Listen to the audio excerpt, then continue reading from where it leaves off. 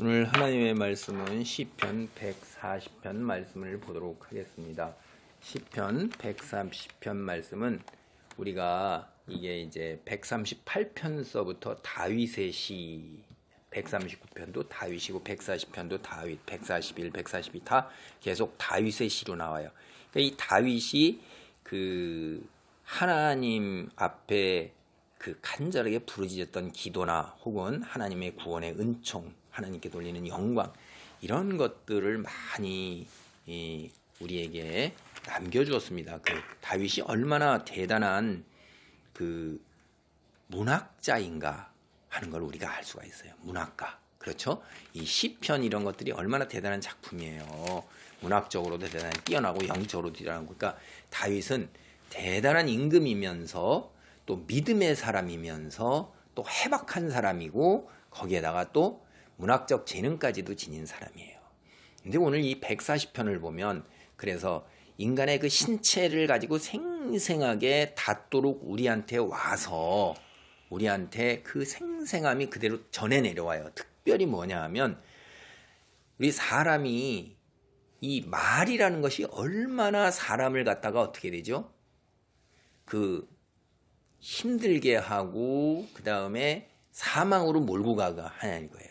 그러니까 의중에 가지고 있는 것이 결국 말로 드러나고 그 말로 드러난 것은 결국 행동으로 이어진단 말이에요.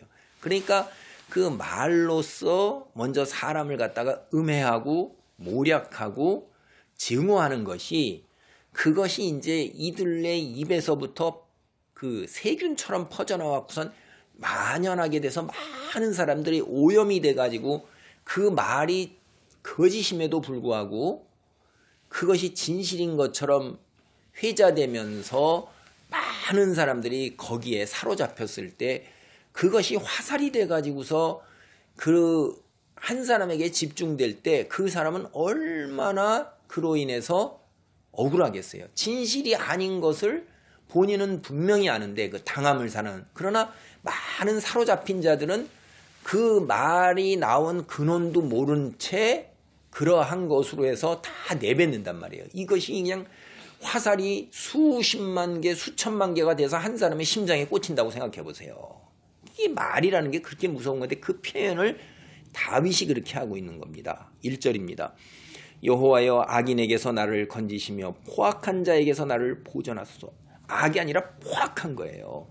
그들이 마음속으로 악을 꾀하고 싸우기 하여 매일 모이고 뱀같이 그 혀를 날카롭게 하니 그 입술 아래에는 독사의 독이 있나이다. 여러분, 이 뱀이라는 것을 보세요. 여러분도 그 뱀에서 혀가 갈라진 게 날름거려서 앞으로 쭉쭉 이렇게 뻗쳐나오는 거 볼 때 별로 그렇게 그것이 이렇게 아름다워 보이지 않잖아요. 그런데다가 그 혀 밑에 뭐가 있어요? 독이 있는 거예요. 사람들이 이 악인들은 매일 모여요. 모이기를 자주 해서 음모를 꾸미고 거짓을 꾸며고 악을 도모하는 거예요. 그게 마음속으로 그거를 말로 이제 그렇게 하죠. 그 다음에 그 말을 가지고선 거짓을 만들어내서 그걸 갖다가 이제 사람들에게 유포시키는 거예요. 그렇게 하고 그걸로 공격을 하는 겁니다. 그게 무서운 거예요.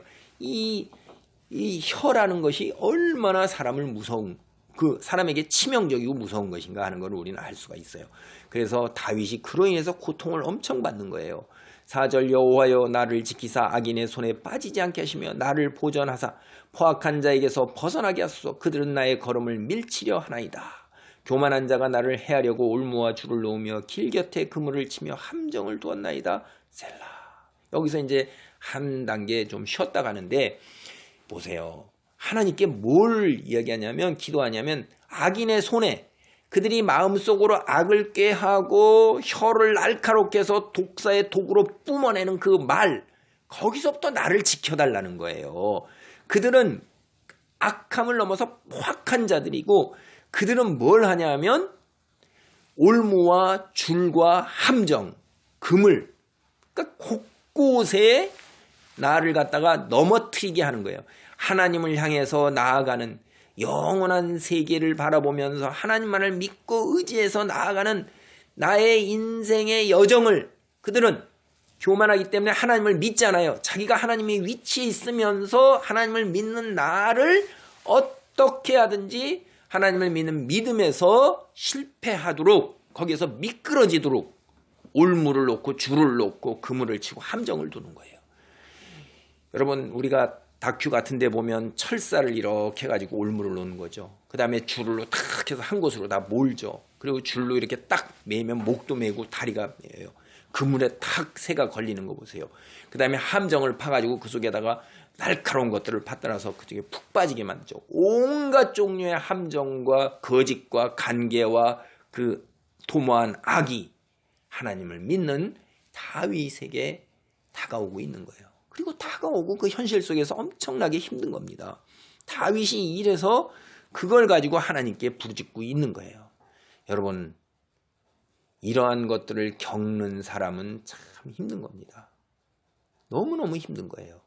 믿음으로 우리가 살아갈 때 성경을 보면 하나님께서 우리에게 이러한 박해와 그 다음에 이러한 조롱과 이러한 그 함정에게서 벗어나도록 우리를 지키시고 우리가 당하는 시련과 시험을 덜어주신다 하셨어요. 그래서 오늘날 우리가 이렇게까지 신앙생활을 하고 있는 것입니다. 우리 믿음의 선조들 중에, 그리고 오늘 또 우리 주변에서 전 세계 곳곳에서 하나님을 믿는 믿음으로 인해서 다윗과 같은 이런 어려움을 겪는 사람들이, 또 겪어왔던 사람들이 얼마나 많은가를 우리는 알 수 있어요. 오늘 우리는 신앙생활을 참 편하게 하고 있는 거예요. 주변에서, 교회 안에서, 직장에서, 친척에서 인간관계로 인해서 오해, 그들이 나에 대한 오해와 나에 대한 잘못된 것으로 인해서, 잘못 이야기하는 것으로 인해서 어려움을 겪는 사람이 있습니까?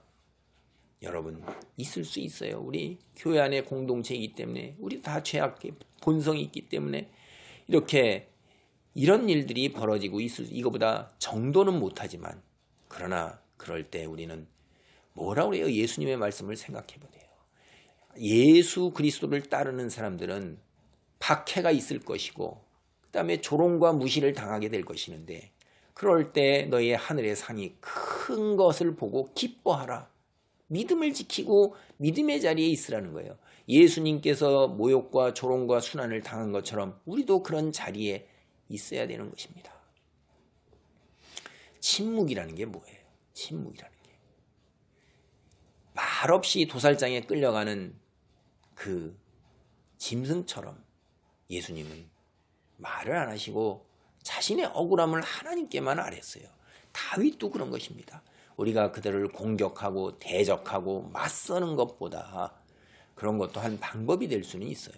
그러나 그런 방법을 통할 때 나 자신도 그렇게 변할 수 있다는 거예요. 거기에서 우리가 경계를 하면서 무엇보다 더 한 가지 또 방법은 이렇게 하나님께 부르짖고 기도하는 것입니다. 다윗의 기도와 같은 이런 기도를 우리가 할 수 있어요. 얼마나 원통하고 분하고 그 다음에 어디 의지할 곳이 없음.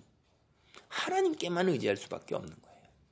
여러분, 하나님 앞에 다윗이 토로했던 이 기도를 보면서 우리도 오늘 자리에서 하나님께서 먼저 내게 이러한 자리에 이르지 않도록 이거보다 훨씬 덜한 자리에 있으면서 신앙을 지키도록 하는 거에 감사할 수 있고, 또 혹시 다윗과 같은 자리에 있다면 다윗을 본받고 예수님의 말씀을 따라 본받는 자리에서 하나님께 더 나아가 기도로 부르짖는 그런 자리에 있기를 바랍니다. 그리고 내 입술로 다른 사람을 힘들게 하는 면이 없는가도 한번 살펴보시면서 그리스도인으로서 빛을 발하기 바랍니다. 세상 사람들하고 믿는 사람들하고 무엇이 다른가? 그 다른 점을 분명하게 드러내면서 그것이 빛이에요. 그런 자리에 있는 것이 우리의 능력이고 그것이 하나님께 영광이고 우리는 그런 능력을 행하기 위해서 하나님께 선택받은 것입니다. 그런 자리에 있도록 하나님께서 우리에게 힘을 보태주시기를 기도하시기 바랍니다.